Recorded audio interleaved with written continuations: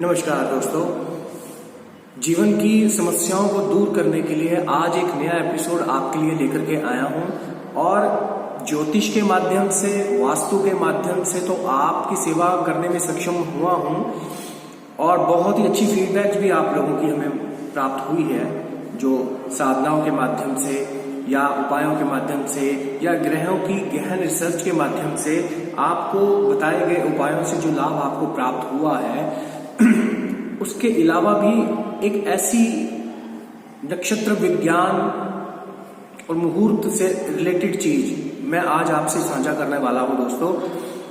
एक ऐसा पूरे दिन में अगर मैं आपसे ये बात इसलिए शेयर कर रहा हूं दोस्तों क्योंकि बहुत सी क्वारीज ऐसी आई हैं हमारे पास, बहुत से क्वेश्चंस ऐसे आते हैं हमारे पास कि कोई मुहूर्त हो, कोई शुभ मुहूर्त हो या कोई ऐसा काम, कोई ऐसा दिन का कोई भी पूरे दिन में आपकी पूरी दिनचर्या में विद इन 24 आवर्स कौन सा ऐसा शुभ टाइम होता है जिस समय अगर पूजा की जाए, आप साधना करते हैं, व्रत करते हैं या कोई भी ऐसा खासकर पूजा इत्यादि से रिलेटेड ये क्वेश्चन रहा है, तो मैं क्लियर कर दूं। आज का जो टॉपिक है हमारा वो है गोधूलि वेला से रिलेटेड। पूरे दिन की होरा में एक गोधूलि वेला एक ऐसा टाइम होता है जिस समय की जाने वाली पूजा, आराधना, साधना, चाहे वो आपके इष्ट देव की हो या देवी की हो, कुल देवी की हो, देवता की हो या किसी भी प्रकार की आराधना हो, गोधूलि वेला में किया जाने वाला पाठ, पूजा, अर्चना, ध्यान, साधनाएं ये अपने आप में पूर्ण रूप से फलित होती हैं। और अगर मैं आपको सही मायने में बताऊं, इस दौरान की जाने वाली पूजा अर्चनाएं, साधनाएं अपने आप में कई कोटि गुना फल प्रदान करती है साधक को, बजाय कि आप अन्य किसी मुहूर्त में उसको संपन्न करते हो। मुहूर्त का ज्ञान नहीं है हमें। दूसरी बड़ी बात, अगर हमें नहीं मालूम कि ब्रह्म मुहूर्त में उठना हमारे लिए बड़ा मुश्किल हो पा रहा है, हम नहीं हो, बहुत से साधकों के हमारे पास टेलीफोन या कॉल्स भी आती हैं कि हम सुबह का कोई हमें अल्टरनेट दिया जाए, सुबह की कोई ऐसी हमें अल्टरनेट चीज दी जाए कि हाँ सुबह ना उठ करके अगर हम शाम को कर सकें तो हमारे लिए बड़ा अच्छा होगा। तो दोस्तों, सुबह जरूर उठना चाहिए। मैं पहली बात, मैं इसका कोई शास्त्र सम्मत से बात भी अलग नहीं बताने वाला हूं आपको, लेकिन हाँ इतना जरूर कर सकता हूं क्योंकि इंसान का बिहेवियर जो है वो अपने ग्रहों के हिसाब से सेट हो चुका होता है, या उनकी आदतें, उनका बिहेवियर, उनकी हैबिट्स कुछ इस हिसाब से सेट हो जाती हैं जिसको कि तोड़ पाना या जिसमें से निकल पाना एकदम मुमकिन नहीं हो पाता। धीरे धीरे टाइम लगता है। आप ब्रह्म मुहूर्त में सुबह नहीं उठ पा रहे हैं, 4 बजे नहीं उठ पा रहे हैं, 5 बजे उठिए, 5 नहीं तो 6 बजे उठिए, कोशिश कीजिए, कोशिश करनी चाहिए। हर व्यक्ति को कोशिश करनी चाहिए ब्रह्म मुहूर्त में उठ करके साधना संपन्न करने की। परंतु अगर आप नहीं उठ पा रहे हैं तो शाम के समय गोधूलि वेला होता है। गोधूलि वेला को मैं थोड़ा सा डिफाइन कर देना चाहता हूं, आपको बता देना चाहता हूं। ये एक ऐसा समय है जिस समय आप तो खैर कल्चर बहुत ज्यादा बदल गया है या बहुत सारी तब्दीलियां आप देखने में मिल रहे हैं। ये उस टाइम से चला आ रहा है वैदिक रूप से। ये भगवान कृष्ण के समय से ही हम मानते, उससे पहले से भी मानते आ रहे हैं सारे। लेकिन इसका उदाहरण हम थोड़ा सा रूरल एरियाज में जाकर के देख सकते हैं। आज भी आप देखेंगे चरवाहे पशुओं को चरवाने के लिए निकलते हैं, तो खुला छोड़ दो आप किसी भी पशु को।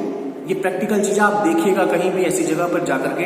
अगर आप गांव जो काउज होती हैं, गायें होती हैं, जो उनको खुला छोड़ दो, भैंसों को खुला छोड़ दो या किसी भी बकरियों को, भेड़ों को अगर खुला छोड़ दो, तो दोस्तों जैसे ही शाम ढलनी शुरू होती है, 4 बजने लगते हैं, 4, सवा 4, 4:30 के करीब आप एक चीज देखेंगे, जो इतनी भी गायें माताएं जो होती हैं, गायें जो होती हैं, बेफलोज जो होती हैं या और भी एनिमल्स जो चरने के लिए निकले होते हैं पूरे दिन, तो वो वापिस अपने घर की तरफ पलायन करना शुरू कर देते हैं, वापिस आना शुरू कर देते हैं अपने घरों की तरफ। चाहे पक्षी हो, चाहे परिंदे हो, चाहे जानवर हो, कोई भी हो, किसी भी तरह के जीव हो, वो हर व्यक्ति अपने घर की तरफ आने की कोशिश करता है।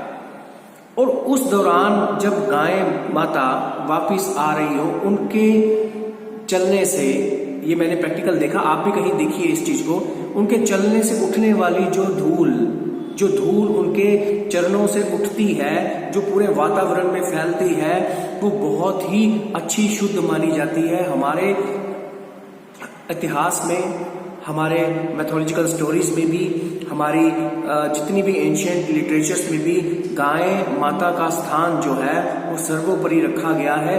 सभी देवताओं का निवास इसमें माना जाता है। इतनी शुद्ध, इतनी पवित्र हमें जो दूध, मक्खन, घी सब हमें प्राप्त जो होता है वो इन्हीं से प्राप्त हमें होता है।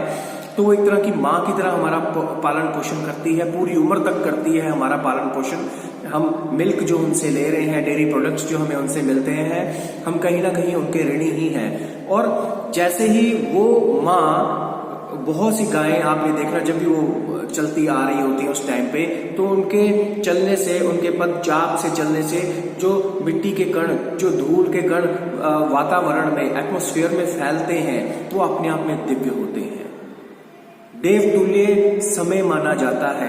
कोई भी होरा चल रहा हो, कोई भी राहु काल, फलाना काल, कुछ भी चल रहा हो दोस्तों, इस काल में किया गया कोई भी कार्य, जहां 100% की किसी मुहूर्त की आप गारंटी लेते हो, यहाँ पे कम से कम आपको 60 to 70% विजय दिलवाता है।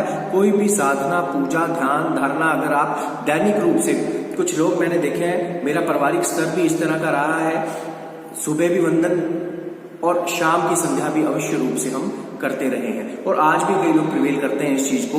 तो दोस्तों, शाम को गोधूली वेला में किया गया किसी भी तरह का पूजा पाठ, इससे एक रूटीन मेंटेन कीजिए, जिससे कि आपके घर के बच्चों के संस्कार पुष्ट हों। जरूरी नहीं कि 4, 5, 6 बजे से ही आपका टीवी चलना शुरू हो जाए, रात के 11, 12, 1 बजे तक चले। ये कोई कल्चर, मैं ये नहीं कह रहा हूँ, I am not teaching you something else कि हाँ you must break your habits and all behaviour. मैं ऐसा कुछ भी नहीं कह रहा हूँ। मैं तो ये कह रहा हूँ, अगर आप अपनी दिनचर्या में कुछ ऐसा शामिल करें, कुछ ऐसा पूजा पाठ का माहौल शामिल हो, आपके आरती से रिलेटेड हो, वंदन हो, ध्यान हो, मेडिटेशन हो, कपालभाति हो, योगिक प्राणायाम हो, एक शाम का एक ऐसा सेशन आप अपने घर में जरूर लगाएं, जिससे आप भी लाभ ले सकें, आपके इमीडिएट फैमिली मेंबर्स भी इसमें पार्टिसिपेट कर सकें। हमारे घर में एक रिवाज था, मैं आपसे शेयर इसलिए कर रहा हूं, शायद ये काम आ जाए आप सभी के, और इससे बहुत लाभ मिलता है। इससे लाभ किस तरह का मिलता है मैं ये जरूर बताऊंगा।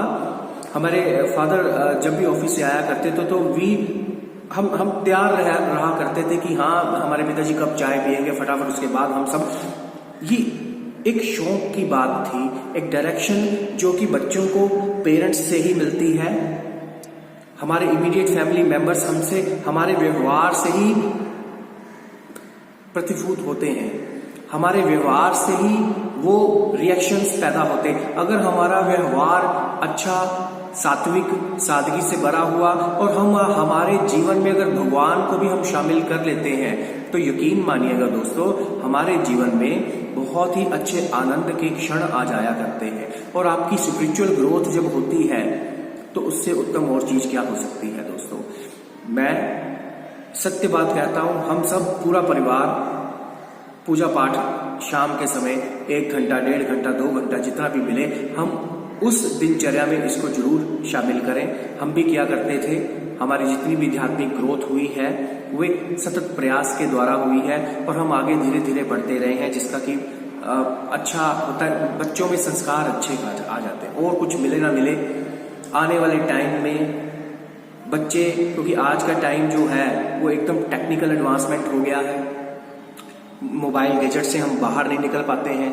बच्चों को बहुत बुरी आदत है, यहाँ तक कि छोटे किड्स, जो छोटे बच्चे होते हैं, मोबाइल आगे रखकर माताएं उनको भोजन करवा रही हैं, बहनें उनको भोजन करवा रही हैं। जैसे मोबाइल बंद हुआ या बैटरी ऑफ हुई, बच्चा खाना छोड़ देता है। ये बहुत सी ऐसी चीजें हैं जो कि आजकल साइकोलॉजिकली इंप्रेशंस छोड़ती जा रही हैं, जो कि इफेक्ट करती हैं बच्चे की हेल्थ पे। तो बचपन से ही अपने बच्चों में अच्छे संस्कार पुष्ट करें। जो आप करते हैं उसका प्रभाव बच्चे पर पड़ता ही है।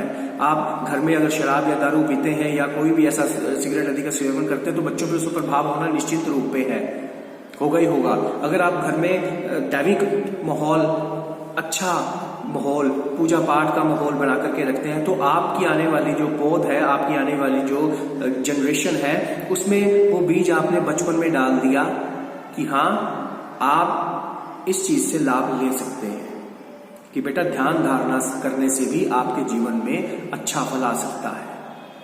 तो आपको कहीं और जाने की आवश्यकता नहीं पड़ती है, आप अपने घर में ही सुचारू रूप से, और जो भी व्यक्ति घर में दैनिक रूप से नित्य कर्म करता है, संध्या आरती करता है, या दीपक ही जला रहे हो, या कोई मंत्रों का जाप कर रहे हो, चाहे वो वैदिक मंत्र से रिलेटेड आपका गायत्री मंत्र है, चेतना मंत्र है, या किसी भी प्रकार का आपका महामृत्युंजय का मंत्र है, या देवी भागवत से लिए गए कुछ, दुर्गा सप्तशती से लिए गए कोई बीज मंत्र है, या किसी भी प्रकार से कोई श्लोक है, ज्यादा नहीं बन पाता तो दुर्गा सप्तशती के ही अध्यायों का पाठ करना शुरू कर देना चाहिए इंसान को।